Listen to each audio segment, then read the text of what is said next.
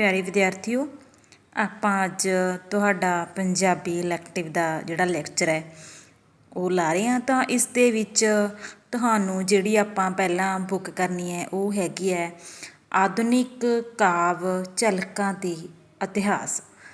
ਤਾਂ ਆਧੁਨਿਕ ਜਿਹੜੀ ਪੰਜਾਬੀ ਕਵਿਤਾ ਦਾ ਆਰੰਭ ਹੈ ਉਹ 19ਵੀਂ ਸਦੀ ਦੇ ਅੱਧ ਤੋਂ ਪਿੱਛੋਂ ਹੁੰਦਾ ਹੈ, ਭਾਵ 1849 ਦੇ ਵਿੱਚ ਜਦੋਂ ਅੰਗਰੇਜ਼ ਭਾਰਤ ਦੇ ਉੱਤੇ ਕਬਜ਼ਾ ਕਰਦੇ ਨੇ ਤਾਂ ਉਸ ਸਮੇਂ ਤੋਂ ਆਧੁਨਿਕ ਸਾਹਿਤ ਦਾ ਆਰੰਭ ਹੁੰਦਾ ਹੈ। ਤਾਂ ਇਸ ਤੋਂ ਪਹਿਲਾਂ ਜਿਹੜਾ ਮੱਧ ਕਾਲ ਸੀ ਉਸ ਦੇ ਵਿੱਚ ਗੁਰਮਤਿ ਕਾਵਿਧਾਰਾ, ਸੂਫੀ ਕਾਵਿਧਾਰਾ, ਵੀਰ ਕਾਵਿਧਾਰਾ, ਕਿੱਸਾ ਕਾਵਿਧਾਰਾ ਆਦਿ ਧਾਰਾਵਾਂ ਸੀ ਜਿਹੜੀਆਂ ਉਹ ਹੋਂਦ ਵਿੱਚ ਆਈਆਂ ਸੀ। ਤਾਂ ਆਧੁਨਿਕਤਾ ਦਾ ਆਰੰਭ ਹੋਣ ਦੇ ਨਾਲ ਅਜੋਕੀ ਪੰਜਾਬੀ ਕਵਿਤਾ ਆਮ ਮਨੁੱਖ ਦੇ ਮਨੋਭਾਵਾਂ ਨਾਲ ਸੰਵਾਦ ਰਚਾਉਂਦੀ ਹੈ। ਤਾਂ ਜਿਹੜਾ ਆਧੁਨਿਕ ਕਾਲ ਹੈ ਇਸ ਦਾ ਜਿਹੜਾ ਮੋਢੀ ਕਵੀ ਹੈ ਉਸਨੂੰ ਉਹ ਭਾਈ ਵੀਰ ਸਿੰਘ ਜੀ ਨੂੰ ਮੰਨਿਆ ਜਾਂਦਾ ਹੈ। ਤਾਂ ਭਾਈ ਵੀਰ ਸਿੰਘ ਜੀ ਨੇ 1905 ਈਸਵੀ ਦੇ ਵਿੱਚ ਆਪਣਾ ਪਹਿਲਾ ਮਹਾਕਾਵਿ ਰਾਣਾ ਸੂਰਤ ਸਿੰਘ ਲਿਖ ਕੇ ਉਸਨੇ ਪੰਜਾਬੀ ਕਵਿਤਾ ਦਾ ਜਿਹੜਾ ਆਧੁਨਿਕ ਪੰਜਾਬੀ ਕਵਿਤਾ ਹੈ ਉਸ ਦਾ ਮੁੱਢ ਵੱਜਿਆ। ਤਾਂ ਭਾਈ ਵੀਰ ਸਿੰਘ ਨੇ ਜਿਹੜੇ ਉਹ ਅਜਿਹੇ ਕਵੀ ਹੋਏ ਨੇ ਜਿਨ੍ਹਾਂ ਨੂੰ ਛੋਟੀਆਂ ਕਵਿਤਾਵਾਂ ਦਾ ਵੱਡਾ ਕਵੀ ਹੈ ਜਿਹੜਾ ਉਹ ਕਿਹਾ ਜਾਂਦਾ ਹੈ। ਤਾਂ ਭਾਈ ਵੀਰ ਸਿੰਘ ਜੀ ਤੋਂ ਬਾਅਦ ਪ੍ਰੋਫੈਸਰ ਪੂਰਨ ਸਿੰਘ ਜੀ ਆਉਂਦੇ ਨੇ। ਤਾਂ ਉਹਨਾਂ ਦੀ ਕਵਿਤਾ ਨੂੰ ਇੱਕ ਹੋਰ ਦੇਣ ਉਹ ਕੀ ਹੈ, ਉਹ ਖੁੱਲ੍ਹੀ ਕਵਿਤਾ ਲਿਖਦੇ ਨੇ। ਤਾਂ ਉਸ ਤੋਂ ਬਾਅਦ ਧਨੀ ਰਾਮ ਚਾਤ੍ਰਿਕ ਆ ਜਾਂਦੇ ਨੇ।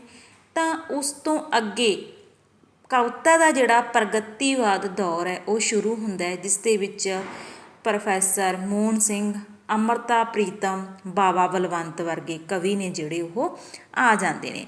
ਤਾਂ ਆਪਾਂ ਸਭ ਤੋਂ ਪਹਿਲਾਂ ਜਿਹੜਾ ਕਵੀ ਕਰਨਾ ਹੈ ਉਹ ਹੈਗਾ ਭਾਈ ਵੀਰ ਸਿੰਘ। ਅਤੇ ਤੁਹਾਨੂੰ ਪੂਰੀ ਡਿਟੇਲ ਦੇ ਵਿੱਚ ਆਧੁਨਿਕ ਪੰਜਾਬੀ ਕਵਿਤਾ ਦਾ ਇਤਿਹਾਸ ਹੈ ਉਸ ਦੇ ਜਿਹੜੇ ਲੌਂਗ ਕੁਐਸਚਨ ਹੋਣਗੇ ਆਪਾਂ ਬਾਅਦ 'ਚੋਂ ਕਰਾਂਗੇ। ਪਹਿਲਾਂ ਆਪਾਂ ਤੁਹਾਨੂੰ ਆਧੁਨਿਕ ਪੰਜਾਬੀ ਕਾਵਿ ਝਲਕਾਂ ਅਤੇ ਇਤਿਹਾਸ ਬੁੱਕ ਦੇ ਵਿੱਚ ਜਿਹੜੇ ਕਵੀ ਸ਼ਾਮਿਲ ਕੀਤੇ ਨੇ ਆਪਾਂ ਉਹਨਾਂ ਦੀਆਂ ਕਵਿਤਾਵਾਂ ਕਰਦੇ ਹਾਂ।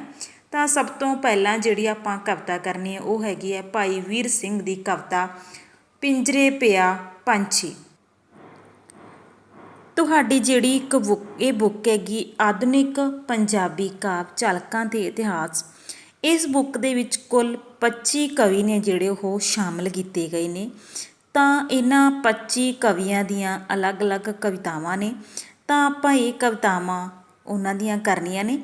ਤਾਂ ਇਹਨਾਂ ਕਵਿਤਾਵਾਂ ਦੇ ਵਿੱਚੋਂ ਤੁਹਾਨੂੰ ਪ੍ਰਸੰਗ ਸਹਿਤ ਵਿਆਖਿਆ ਪੁੱਛੀ ਜਾ ਸਕਦੀ ਹੈ ਅਤੇ ਸ਼ਾਰਟ ਕੁਐਸਚਨ ਪੁੱਛੇ ਜਾ ਸਕਦੇ ਨੇ ਅਤੇ ਕਵਿਤਾ ਦਾ ਕੇਂਦਰੀ ਭਾਵ ਕੀ ਹੈ ਇਹ ਪੁੱਛਿਆ ਜਾ ਸਕਦਾ ਹੈ।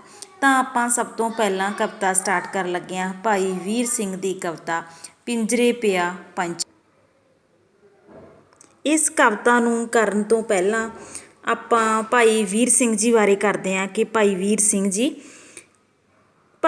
ਸਿੰਘ ਦਾ ਜਿਹੜਾ ਜਨਮ ਹੈ ਉਹ 1872 ਈਸਵੀ ਦੇ ਵਿੱਚ ਹੋਇਆ ਅਤੇ 1957 ਈਸਵੀ ਦੇ ਵਿੱਚ ਇਹਨਾਂ ਦਾ ਦੇਹਾਂਤ ਹੋਇਆ। ਭਾਈ ਵੀਰ ਸਿੰਘ ਨੇ ਜਿਹੜੇ ਉਹ ਆਧੁਨਿਕ ਪੰਜਾਬੀ ਸਾਹਿਤ ਦੇ ਪਿਤਾਮਾ ਮੰਨੇ ਗਏ ਨੇ। ਤਾਂ ਇਹਨਾਂ ਦਾ ਜਨਮ ਅੰਮ੍ਰਿਤਸਰ ਵਿਖੇ ਡਾਕਟਰ ਚਰਨ ਸਿੰਘ ਦੇ ਘਰ ਹੋਇਆ ਸੀ। ਅਤੇ ਭਾਈ ਵੀਰ ਸਿੰਘ ਤੋਂ ਪਹਿਲਾਂ ਕਵਿਤਾ ਰਵਾਇਤੀ ਛੰਦ ਵਿੱਚ ਲਿਖੀ ਜਾਂਦੀ ਸੀ। ਤਾਂ ਭਾਈ ਵੀਰ ਸਿੰਘ ਨੇ ਛੋਟੀਆਂ ਕਵਿਤਾਵਾਂ ਵੱਖ-ਵੱਖ ਤੋਲ, ਤਕਾਂਤ ਅਤੇ ਛੰਦਾਂ ਵਿੱਚ ਰਚੀਆਂ। ਤਾਂ ਭਾਵੇਂ ਭਾਈ ਵੀਰ ਸਿੰਘ ਜੀ ਦੀ ਜਿਹੜਾ ਕਵਿਤਾਵਾਂ ਦਾ ਵਿਸ਼ਾ ਉਹ ਰਹੱਸਵਾਦ ਅਤੇ ਅਧਿਆਤਮਵਾਦ ਹੈ, ਪਰ ਫਿਰ ਵੀ ਉਹਨਾਂ ਦੇ ਪ੍ਰਗਟਾਅ ਦੇ ਵਿੱਚ ਨਵੀਨਤਾ ਹੈ। ਤਾਂ ਆਪਣੀ ਕਵਿਤਾ ਦੇ ਵਿੱਚ ਉਹ ਪ੍ਰਕਿਰਤੀ ਚਿਤਰਨ, ਦੇਸ਼ ਪਿਆਰ ਦਾ ਜਜ਼ਬਾ, ਬਲਬਲੇ ਅਤੇ ਸੰਗੀਤ ਦਾ ਪ੍ਰਗਟਾਅ ਹੈ ਜਿਹੜਾ ਉਹ ਕਰਦੇ ਨੇ। ਤਾਂ ਆਪਣੇ ਇਸ ਹਥਲੇ ਕਾਵਿ ਸੰਗ੍ਰਹਿ ਦੇ ਵਿੱਚ ਉਹਨਾਂ ਦੀਆਂ ਕਵਿਤਾਵਾਂ ਨੇਗੀਆਂ ਉਹ ਹੈਗੀਆਂ ਨੇ ਪਿੰਜਰੇ ਪਿਆ ਪੰਛੀ, ਬੈਰੀ ਨਾਗ ਤੇਰਾ ਪਹਿਲਾ ਝਲਕਾ, ਇੱਛਾ ਵੱਲ ਤੇ ਡੂੰਘੀਆਂ ਛਾਵਾਂ। ਤਾਂ ਕਵਿਤਾ ਹੈਗੀ ਹੈ ਪਿੰਜਰੇ ਪਿਆ ਪੰਛੀ, ਪਿੰਜਰੇ ਦੀ ਸਲਹੁਤ ਕਰਨ ਵਾਲੇ ਨੂੰ ਜ਼ਾਲਮ ਖੜਾ ਹਵਾ ਖੁੱਲ੍ਹੀ ਵਿੱਚ ਆਖੇ ਪਿੰਜਰਾ ਸੋਹਣਾ, ਵਿੱਚ ਆ ਜਾਵੇਂ ਫਿਰ ਮੈਂ ਪੁੱਛਾਂ ਕਿੰਨਾ ਹੈ ਮਨਮੋਹਣਾ, ਪਰ ਤੂੰ ਹੀਨ ਧਰਾ ਦੇ ਕੈਦੀ ਉਹ ਮੂਰਖ ਦਿਲ ਕਰੜੇ, ਉੱਡਣ ਹਾਰੇ ਪੰਛੀ ਨੂੰ ਇਹ ਸੋਹਣਾ ਹੈ ਜਿੰਦ ਕੂਨਾ। ਤਾਂ ਇਸ ਕਾਵਿ ਟੋਟੇ ਦੇ ਵਿੱਚ ਜਿਹੜਾ ਕਵੀ ਹੈ ਉਹ ਪਿੰਜਰੇ ਵਿੱਚ ਪਿਆ ਪੰਛੀ ਹੈ ਜਿਹੜਾ ਉਹ ਪਿੰਜਰੇ ਦੀ ਜਿਹੜੀ ਸਲਾਹਤਾ ਹੈ, ਭਾਵ ਉਸ ਦੀ ਪ੍ਰਸ਼ੰਸਾ, ਪਿੰਜਰੇ ਦੀ ਪ੍ਰਸ਼ੰਸਾ ਕਰਨ ਵਾਲੇ ਮਨੁੱਖ ਨੂੰ ਜਿਹੜੀਆਂ ਖਰੀਆਂ ਖਰੀਆਂ ਗੱਲਾਂ ਸੁਣਾ ਰਿਹਾ ਹੈ। ਕਹਿੰਦੇ ਜਿਸ ਨੇ ਉਸ ਨੂੰ ਇਸ ਪਿੰਜਰੇ ਦੇ ਵਿੱਚ ਕੈਦ ਕੀਤਾ ਹੈ ਤਾਂ ਉਹ ਕਹਿੰਦਾ ਤੂੰ ਜ਼ਾਲਮ ਹੈ, ਖੁੱਲ੍ਹੀ ਹਵਾ ਦੇ ਵਿੱਚ ਖੜ੍ਹਾ ਹੈ ਅਤੇ ਖੁੱਲ੍ਹੀ ਹਵਾ ਦੇ ਵਿੱਚ ਖੜ੍ਹ ਕੇ ਕਹਿ ਰਿਹਾ ਕਿ ਪਿੰਜਰਾ ਸੋਹਣਾ ਹੈ। ਕਹਿੰਦਾ ਪਰ ਜੇ ਤੂੰ ਇਸ ਦੇ ਅੰਦਰ, ਇਸ ਪਿੰਜਰੇ ਦੇ ਵਿੱਚ ਤੂੰ ਵੀ ਆ ਜਾਵੇਂ ਤਾਂ ਮੈਂ ਤੈਨੂੰ ਪੁੱਛਾਂ ਕਿ ਇਹ ਕਿੰਨਾ ਕੁ ਸੋਹਣਾ ਹੈ।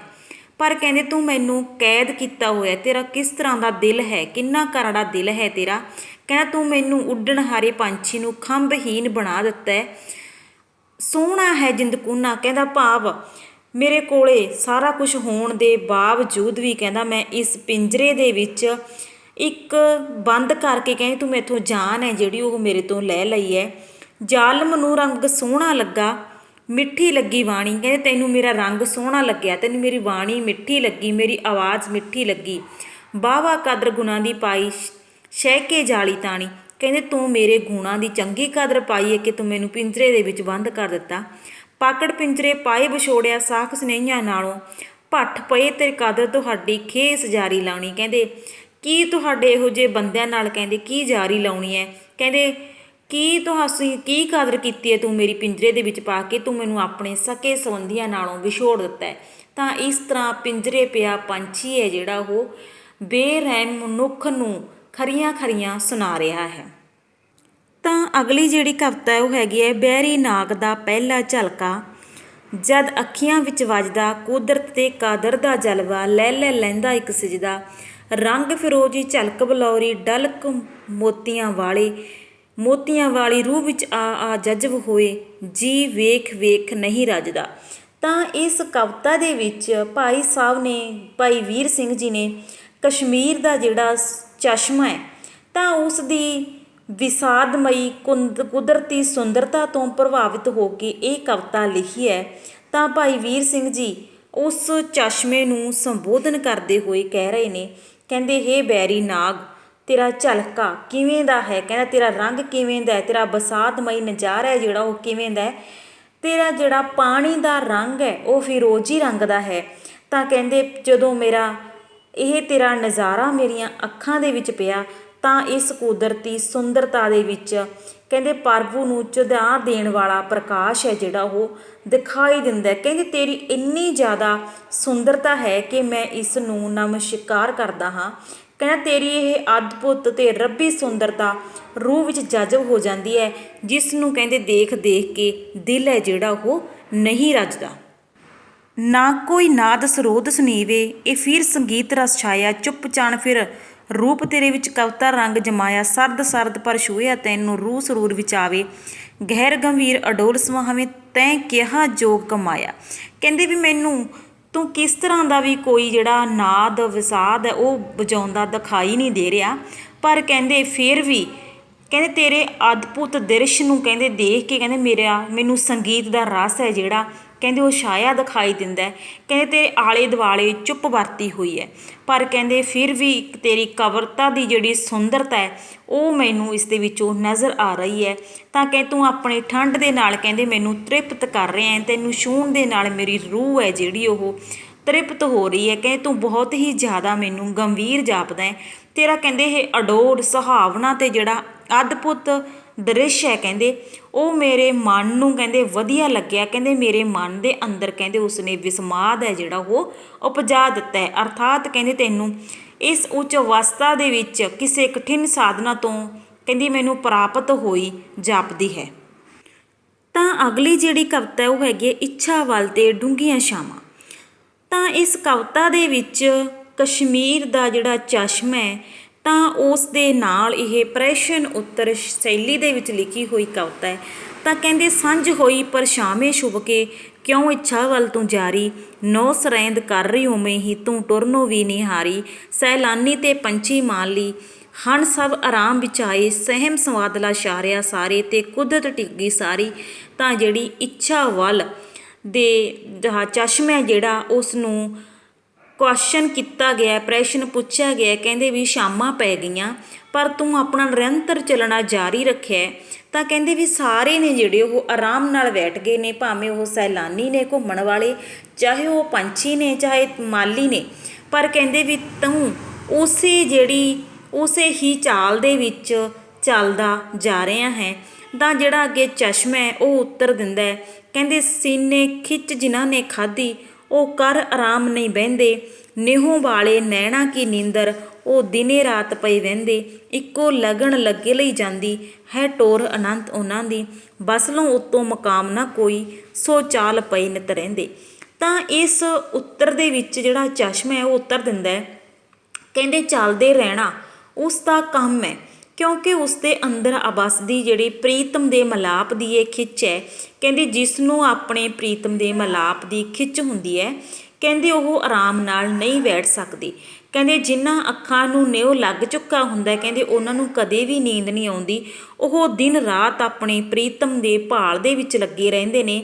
ਤਾਂ ਇਸ ਕਰਕੇ ਕਹਿੰਦੇ ਉਹਨਾਂ ਦੀ ਚਾਲ ਦੇ ਵਿੱਚ ਕੋਈ ਫਰਕ ਨਹੀਂ ਪੈਂਦਾ। ਤਾਂ ਕਹਿੰਦੇ ਪ੍ਰੀਤਮ ਭਾਵ ਪਰਮਾਤਮਾ ਨੂੰ ਕਹਿੰਦੇ ਮਿਲਣ ਦਾ ਉਹਨਾਂ ਦਾ ਕੋਈ ਪੜਾਅ ਨਹੀਂ ਹੁੰਦਾ, ਉਹ ਦਿਨ ਰਾਤ ਚੱਲਦੇ ਰਹਿੰਦੇ ਹਨ। ਭਾਵ ਰੱਬ ਦੇ ਪ੍ਰੇਮੀ ਜਿਹੜੇ ਉਹ ਸੁੱਖ ਆਰਾਮ ਦੀ ਪਰਵਾਹ ਨਹੀਂ ਕਰਦੇ, ਭਾਵ ਉਹ ਆਪਣੀ ਪ੍ਰੀਤਮ ਦੀ ਤਾਂਘ ਦੇ ਵਿੱਚ ਨਿਰੰਤਰ ਚੱਲਦੇ ਰਹਿੰਦੇ ਹਨ। Thank you.